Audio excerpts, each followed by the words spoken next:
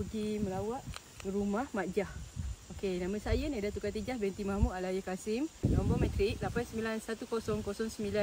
8910911152020001. Hari ini saya akan membuat tugasan kursus integriti dan anti rasuah 2 MPU 3353. Ini adalah rumah Mak Jah. Okey, tajuk kita pada hari ini adalah rasuah dan kemiskinan. Ini bukan sekadar cerita, ini adalah realiti tentang rasuah dan kemiskinan yang berlaku dalam masyarakat kita pada hari ini. Kita pergi rumah Mak Jah. Assalamualaikum. Assalamualaikum. Ini rumah Mak Jah. Mak Jah tinggal bersama anaknya, 2 orang yang masih bersekolah rendah. Rumah ini sudah usang dan dipenuhi dengan anak-anak.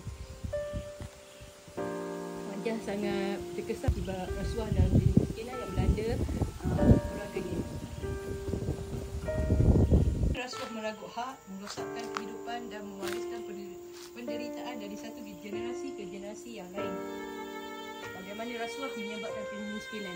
Ini adalah contoh yang berlaku kepada keluarga Mak Jah dan anaknya 2 orang yang telah membuatkan dia terpaksa duduk di kediaman ini kerana telah dihalau hak yang wajib kerana tidak mempunyai hak untuk mengusahakan kebun pisang dan rumah yang didiaminya yang lebih elok dan Islam ketua kampung untuk memberikan Mak Jah kediaman bersama anaknya untuk tinggal di sini tanpa perlu menyewa seorang petani yang gigih bergantung pada tanah kecilnya untuk menyara kehidupannya, untuk meneruskan kehidupannya dan dirampas akibat rasuah dan kemiskinan.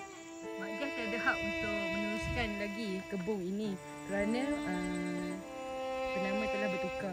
Jadi sekarang Mak Jah tiada sumber pendapatan dan hanya bergantung kepada JKM untuk membesarkan anak-anaknya.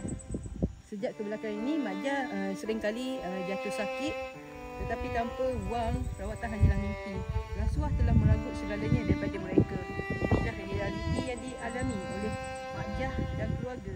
Ketamakan segelintir manusia mengakibatkan kesengsaraan bagi Mak Jah sekeluarga. Kesesaraannya, kemiskinannya telah mengakibatkan hidupnya sengsara.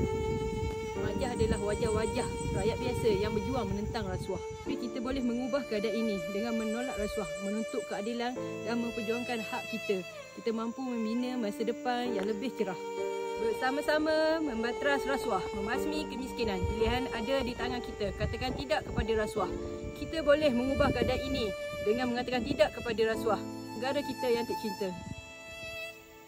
Akhiri dengan maklumat untuk tindakan lanjut seperti pautan ke laman anti rasuah.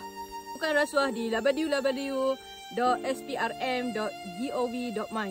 Dengan ini saya akhiri kisah Mak Jah dan keluarga. Padang untuk kita. Rasuah dan kemiskinan sangatlah berkait rapat. Terima kasih kerana menonton video saya. Bye-bye.